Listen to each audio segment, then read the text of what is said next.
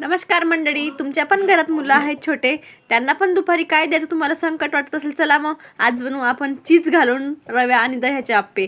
सर्वप्रथम एका बाउलमध्ये रवा घ्यायचा, त्यात अर्धा वाटी दही टाकायचं, मिक्स करून घ्यायचं पाणी घालून, थोडा वेळ बंद ठेवायचं. नंतर त्यात व्हेजिटेबल टाकायचे, त्यात तुम्ही तुमच्याकडे असेल तेवढे व्हेजिटेबल टाकू शकता. माझ्याकडे होते कांदा, टोमॅटो, कोथिंबीर, मी टाकलं, ते एकत्र केलं, त्यात थोडं मीठ टाकलं, ते मस्त मिक्स करून थोडा वेळ मुरण्यासाठी राहू दिलं.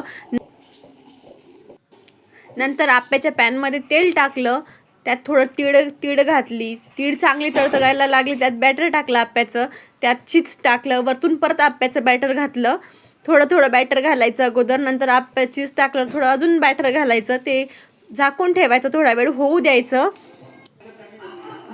नंतर त्याला काढायचं, उलटा पालट करायची, त्यांना खालून पण होऊ द्यायचे, झाकण ठेवून होऊ द्यायचे. मस्त लाल झाले की खरपूस होतात. आणि चला मग आपले आप्पे रेडी झालेले आहे.